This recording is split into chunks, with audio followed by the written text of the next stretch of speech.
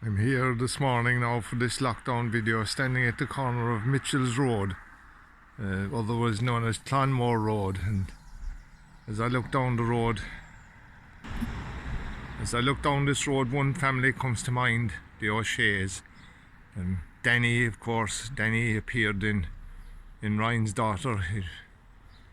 Danny Taffy got a house in Boherbee Tralee, and the one thing that was worrying him at the time he got the house is would he be able to bring his canaries with him into the apartment.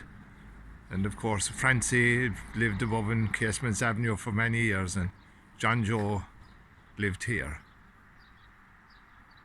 They were the family we grew up with in the 50s, the O'Sheas. And Marian, the lot of grottos were built in Ireland in Marion year 1954. The Pope designated that year for the visiting of the Lourdes Shrine and other shrines, and dedicated to the Mother of God. I suppose it's a fitting tribute to, as we say in Tralee, Boherbee, that she looks down over them here.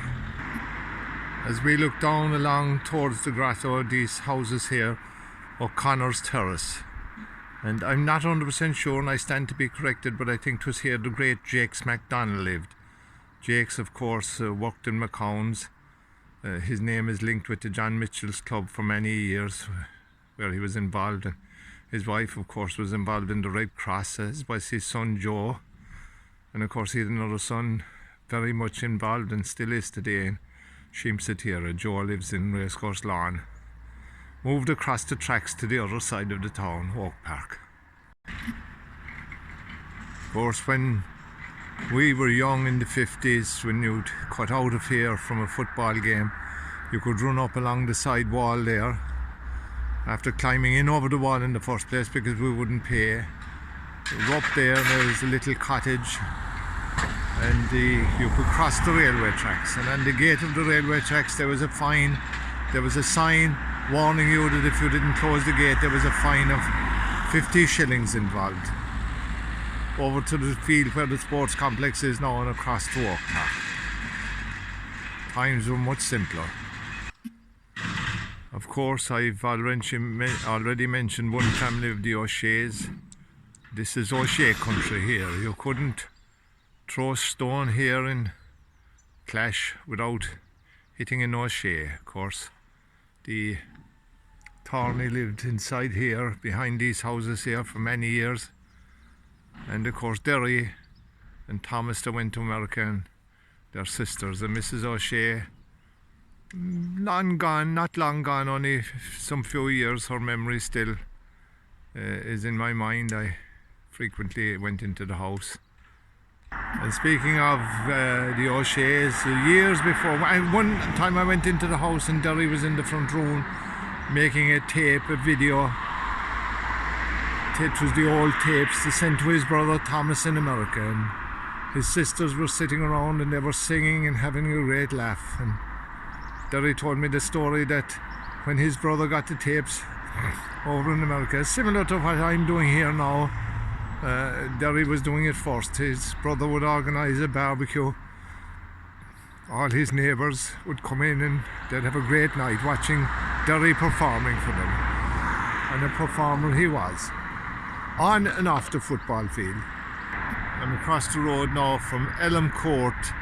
Elm Court, of course, was where the house with Barney McSweeney was lived in there. The sign says it all, the Horn Centre. Of course, it's changed now since our day when Tommy Horn first opened the hotel here, and you've along the back wall above where Dunn Stores is now, the bedrooms were, but out in front, of course, was the bar and lounge area, and after that a nightclub. Of course, Tommy Horn had dance halls in Killarney and Ballybunion and here in Tralee. The impresario, he's still alive and well. I'm here now outside Terns, of course. Terns were the same Terns as had the Volkswagen garage in town, and of course Terns Field, now where Inside you can see New Marion Park, and there's a distinction between Old and New Marion Park. Of course, New Marion Park and Old Marion Park, the numbers and the parks continue from where they finish in Old Marion Park to New Marion Park. However, they called it New Marion Park because the entrances are completely different, and to relieve the confusion. But this is Marion Park. We're across the road from the home of Derry O'Shea and Tarney, of course, that both played for Kerry, and still hold the distinction of being the only two brothers ever put off in an All-Ireland final. Of course, Tarney went to his grave fully convinced that he was put off, because Derry had been put off before him, and that when he went down to the field, the referee, Dr. Mick Loftus at the time, was fully convinced that it was Derry coming back on and put Tarney off straight away. I remember we're now opposite the home of Ted Fitzgerald. Ted, of course, was a local Tralee town councillor. There was a little corrugated iron structure here for many years when we were growing up, like it was a shop at one stage or something. But of course, Ted, well known, I'm not going to try and give you his footballing credentials, but he was well known, and of course he went west to find a wife. Not only did he go up the Strand Road and cross the footballing divide, he also crossed the political divide, because Ted represented Fianna Fáil in the town council for years, and of course married a Strand Road girl who was opposite in political thinking as well. She was the niece of Catherine. She was the niece of the great Dan Spring, who served as a TD for many years, and cousin, of course, of Dick Spring, former Minister for Foreign Affairs. And the roundabout here at Clash Cross, and I often heard my father saying that they danced at Clash Cross. There was a dance hall here at one stage, and the roundabout, of course, named after Joe Cahan, one of the Kerry greats, and of course one of the John Mitchell greats. We're now inside what is referred to locally as Old Marion Park. Of course, Marion Park is associated with the Marion year again that I mentioned previously. In 1954 it was built by O'Mahony and Lade, the building contractors. Many of our fathers worked here in some capacity or others. My father worked in McCown's. I'm sure he delivered a lot of material here in the building of. And the feature of the Marion Terrace houses was the cross, the shape of the crucifix that was put up. That will tell you the significance of religion at that time in the 50s. And of course the two names I'd like to mention here, Doc Connolly, of course, had greyhounds here. So had the Moriartys out front. The Turners came from up the terrace there. The great handballer Paddy Downey, of course, member of the great Downey family, and who can forget Ned Barry? Ned, of course, the brother of Mick in Rock Street. Ned, of course, worked for Fitzgerald's, the building contractors, for years. Ted, who I named previously. Of course, Fox MacDonald, and of course Fox married one of Lang Sullivan's daughter, the great Lang Sullivan from Strand Road, and we will go up Strand Road someday. The Quinlans there in the corner lived in, when they came into the house first, he was a countryman, and he wanted a garden. It was the smallest garden in the park when he got the house, and the neighbours gave him all 10 or 15 feet off of their gardens to make up a garden for him. And there's a dog leg now in his garden that reaches back to New Marion Park. And of course Tom Raymond, the Raymond family, I think it was Tom, there was two brothers there. The Raymonds lived down there. Danny Shea in the corner, of course, another Shea. Mahoney's below in the corner, he drove a lorry. Came from, I think it was out around Lara Crumpon or Mock or someplace. The Carmery brothers, John, Paul and Brian, very involved in athletics, still to the good. And of course coming up the terrace, like I say, to Doc Connolly's house, and Doc of course with the Moriartys out in front, another great greyhound family. And of course down at the end of the block below of course was the great Teddy Dowd, and Teddy of course another great Mitchell's man, worked for the Kerryman newspaper till he retired, and father of course of Timmy Dowd. That's where Timmy came from, below there. And of course across the road from them at the end of this block was John Dowd. Of course John was a great young basketballer. His prowess on the basketball court was unequalled. And of course John died tragically young. Of course Fox MacDonald was a plasterer, worked for all the big building contractors around the town, and an avid reader. Until the day he died, his pleasure was a visit to the library to get some books. Of course Joe O'Connor has the corner here now, and of course Joe came from farther up the street above the graveyard. Billy Hogan from Casements Avenue, out walking his dog. Of course Billy is married to Marian, the daughter of Michael Murphy, that was very involved in the civil defence since the 50s, and very involved in basketball in the town also. Michael Murphy lived in Brendan's Park. We're out the front now, and of course down that end of the block where the Moriartys still, up till recently, great doggy crowd. And of course Maloney's, and up at the far end there was, when we were going to school, it was a great pleasure to come up here of course, because everybody knows Bagjean Drummond from the Rock, Paddy Drummond. Paddy's sister was married to a Condon man, and she used to make her sweets. She used to make sweets and sell them to the shop. And of course if you were lucky enough to live around here, on occasion you'd get a handful of sweets. Of course we mourn the passing of a lot of the old families here now, but the new generations have moved in, and the houses are going through a phase of refurbishment when the new families move in. And of course you have the old families still here, and you have the signs of people elderly living in the house when you see the ramps to the front door and the handrails, and some of the old families are still here. And we think about those who have gone. As I stand now with my back to the new hospital, I'm looking down Quill Street, and of course Quill Street and Marion Park, Marion Park, new Quill Street had been old, the old families here and the new blended well together. I had friends that I went to school with here. Andy McMahon from Marion Park, his brother Vincent now lives in Marion in Tralee.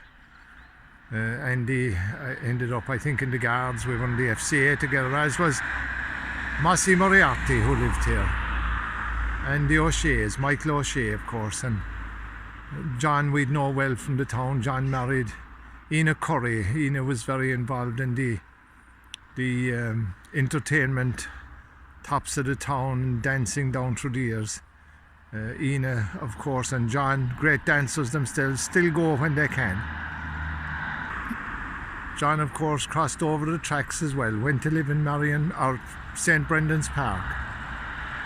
It is changed now, but Connie Nolan, the garage in North Circular Road, had a depot here for a while. This place was a hive of activity. They played out in the street here, they played football in the main Tralee Dublin Road. And of course we can't go without mentioning the Dowlings. Of course Vincent is worked in the Kerry Motor Works as a salesman for many years, a fierce vintage car enthusiast. He's a member of the Kerry Vintage Car Club. Vincent, whose mother lived out in front here until her death.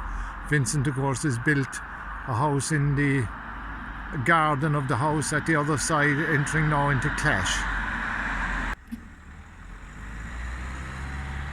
Michael O'Shea, another one of my friends from here, of course, went to England, spent many years in England, came home and opened his own business, a laundrette in Motherwell, where John Charles Hoare had his shop, and he took over from a German who started the business. Bernd Heinz, I think, was his name. His name came up lately. Michael is now retired, of course, enjoying his money. We're here, of course, now in a part of the town that wasn't there at all in our time, and it's named after Michael O'Regan. And of course, I've said before, there were so many O'Regans in the town that they all had nicknames. Michael O'Regan, of course, was known as Ballyroe, and of course Michael was the chairman of the Urban Council for many years, and this little housing estate, O'Regan Place, is named in his memory.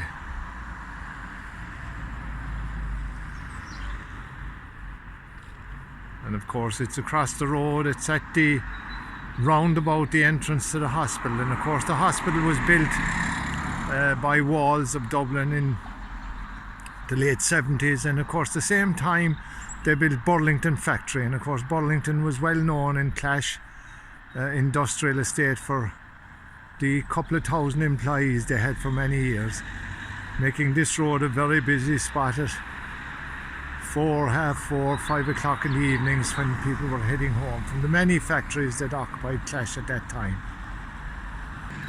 The house of Mrs. Condon that used to make the sweets, and behind her, of course, Kathleen Turner, that was the county librarian for many years. They were back to back. We're across the road now from what once was the Esso depot in Tralee, run by was it Willie Breslin, Mr. Breslin. Willie Breslin came from Caharina, had lived in Caharina with his family, ran the Esso garage for many years. Started, of course, in the 50s to meet the demand of the newly installed central heating in Tralee. Up till then nobody had central heating in their house. There was a fire or a range and that was it. If you wanted to heat yourself, you put on extra clothes, or at night you throw an FCA coat down on top of the bed. Unless, of course, you had someone that was a guard or worked in CIE where they gave the big coats. If you had one of those coats down on top of you inside in the bed, you could hardly move, but you were as snug as a bug in a rug. And of course, what Willie Fitzgerald long ago used to refer to as the dead centre of Tralee, Rag Graveyard. We look in over the wall now and we think of all those that didn't make it to cocooning. All the people we went to that passed away, we went to school with, that passed away prematurely and are resting here. We think of them as we look over the wall. And they, of course, made that final journey from the many churches in Tralee, there are the few churches in Tralee up this road, to their final resting place here. As I make my way back down to where I started, of course we're reminded of Dennis Mannix and his wife. Here ran the shop for many years. It was actually his wife and later his daughter Geraldine were part of the economy here at Clash Cross for many years. Dennis, of course, was very involved in the Festival of Kerry for many years. I'm standing here now, of course, in the hallowed ground of Chamfers football field, the home of the Mitchells Club until the time they shut the doors here in the bar and field and sold the field on and moved to Ballycity, where they now have a state-of-the-art training facility. The only other remaining feature of the John Mitchell's Football Club is the road, of course, and the road is called after John Joe Sheehy. It's John Joe Sheehy Road, well-known Mitchell's footballer, Kerry footballer and noted Republican. It's a fitting tribute to the man that led the Mitchell's Club to their first county championship. I have one more story that needs telling before I leave this place, and that's the story that was told to me by Dennis O'Sullivan. Of course, Dennis is from the Strand Road area of town, played with O'Reilly's and Kearns O'Reilly's, and also played here in Chamfers. And he told me the first time he played here as a young fella, there was a man on the sideline shouting at the fella that marked Dennis to get in and get stuck in and kill him. And of course, when the game was over, Dennis went over to have it out with the man in question, only to find the name of the man that was doing all the shouting and roaring, of course, was Teddy Dowd. And Teddy Dowd and Dennis became lifelong friends after him. One would never go someplace without the other. It illustrates that the rivalry that was on the field never came off the field. When I started my journey through Boherbee at Dom O'Donnell's shop on the first part of the Boherbee story, I mentioned the fact that up here there was medals galore. And of course there was, and there's all talk about the 5 in a row county championships that this team had, at the John Mitchell's team. And certainly tribute must be paid to them for the 5 in a row county championships that they had, but they had in actual fact in their short lifetime 10 county championships, and I named the captains for you: John Joe Sheehy, Bill Kinnerk, Joe Cahan, Hawley Lynch, Niall Sheehy, Paddy Sheehy, Fred Lynch, Teddy O'Dowd, Brian Sheehy and Seamus Roach. And as we look down here across the Champers and down the John Joe Sheehy Road, it leads me to my last story, and of course the medal count and the county championship. This story fits that, and it also concerns the great Dennis O'Sullivan from Cairns O'Reilly's.